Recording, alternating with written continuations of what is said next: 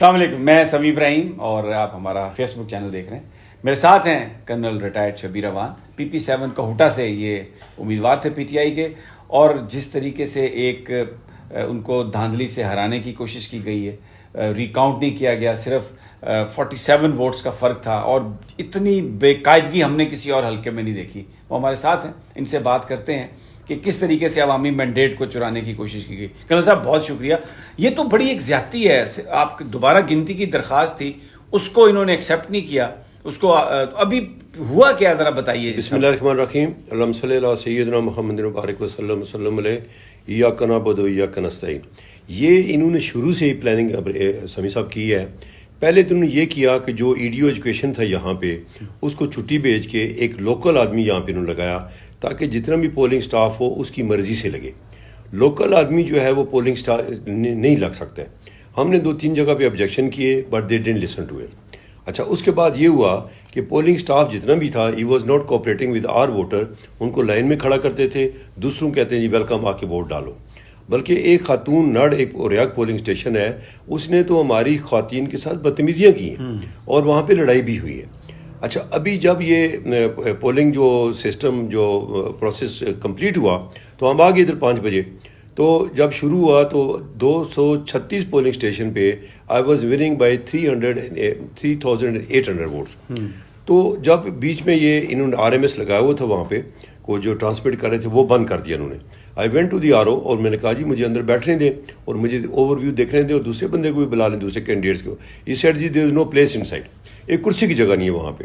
انہوں نے دروازہ لاک کر لیا اور اندر بیٹھ کے ابھی انہوں نے جو 32 پولنگ اسٹیشن تھے اس میں چلتے چلتے جو آخری پولنگ اسٹیشن تھا وہ it is about 8 to 10 kilometre from the RO office, اور اس پہ انہوں نے 2 گھنٹے لگائے. اور رات کے 1 بجے 1:30 بجے انہوں نے رزلٹ اناؤنس کیا اور ہم نے فوراً اپلیکیشن دی فار ریکاؤنٹنگ فوراً. اچھا، ریکاؤنٹنگ کی جب اپلیکیشن دی تو دوسرے دن اس نے RO نے کہا جی میں 4:30 بجے فیصلہ دوں گا، پھر کہا جی 6:30 بجے فیصلہ دوں گا، پھر کہا جی 9:30 بجے فیصلہ دوں گا. اس پہ اس نے فیصلہ میں لیٹ نائٹ دیا اس اپلیکیشن پہ، جسٹ ٹو ڈیلے تاکہ ہمارے پاس ٹائم نہ ہو. اچھا، اس میں جو ہم گئے honourable high court Pindi bench میں تو انہوں نے لکھا کہ دس application was illegally rejected so that they referred the case to chief election commissioner. ہم وہاں پہ گئے اور وہاں ہم نے دیکھیں دی بیسک تھنگ از جو وہاں پہ رول کہتا ہے، جو لا کہتا ہے کہ the difference is less than 5% they have to recount. اور اس میں یہ بھی لکھا تھا کہ 1 or more پولنگ اسٹیشن. اچھا، ہم نے کہا جی چلیں 1 or more پولنگ اسٹیشن، ہم ساری کنسٹیٹوئنسی کا نہیں کہتے ہیں، آپ یہ کریں کہ 21 پولنگ اسٹیشن کو آپ دوبارہ ریکاؤنٹ کر لیں. وہاں ہم پہ جب پیش ہوئے تو ہمارے آرگومنٹ ہوا، ساری باتیں ہوئیں، تو انہوں نے واپس آ کے فیصلہ دیا chief election commissioner along with his colleagues کہ یہ چونکہ آپ نے کوئی سبسٹینشیل ایویڈنس نہیں دی تو ہم اس لیے آپ کی اپلیکیشن کو ریجیکٹ کر رہے ہیں. اچھا، یہ جو چیف الیکشن کمشنر آپ مجھے بتا رہے تھے کہ بڑا ان کا شاہد خاقان عباسی کے ساتھ نہیں، ہی واز سیکٹری پیٹرولیم. جب شاہد عباسی جو ہے وہ منسٹر پیٹرولیم تھے اور یہ سارا یہ کمپرومائز ہوا ہے. مطلب کہنے کا مقصد یہ ہے کہ یو آر اوور 60 نو اور قبر میں ٹانگیں ہیں آپ کی، تو آپ کیا کر رہے ہو؟ اللہ کو آپ کیا جواب دو گے کہ آپ نے اس میں وہ کر رہے ہیں. اور ایک اور بات یہ کرنل صاحب نے مجھے بتائی کہ ان کے جو تھیلے تھے جس وقت ری کاؤنٹ شروع کیا ان کو بتائے بغیر، تو یہ موجود بھی نہیں تھے. نہیں، اس میں یہ ہوا کہ جب تھیلے انہوں نے پہلے کھولے نا تو 50 تھیلے جب انہوں نے کھولے اور اس میں جو تھم امپریشن والے ووٹ تھے وہ میرے 31 تھے اور اس کے 16 تھے. تو آئی واز لیڈنگ کیونکہ سپریم کورٹ کا ڈیسیژن ہے you have to see the intention of the voter. اچھا، جب میں نے کہا جی تھیلے واپس کو سیل کریں، RO کہتا ہے جی ابھی ٹائم نہیں ہے. What we will do is کہ ہم کمرے کو جو ہے سیل کر دیتے ہیں. کمرے کو انہوں نے سیل کر دیا in front of us, all the candidates for their, انہوں نے فوٹوگراف لیے، سیل کی. ہم آگے جب ادھر سے ہمیں ریجیکشن یہ جو ہمارا اپیل ڈسمس ہوئی ہے تو ہمیں جو ملا ہے اس کا آرڈر مصدقہ جو اس کی ہوتی ہے نقل جو ہے وہ 5 بجے ملی ہے. یہ وہاں پہ چلے گئے، انہوں نے ہمیں کوئی نوٹس نہیں دیا. انہوں نے they broke that seal without your presence. Nobody is present except for Noon League کا جو تھا اور probably تحریک لبیک والا تھا یا نہیں تھا. وہ सील इन्होंने ब्रेक किया है और अंदर थैले खुले हुए थे.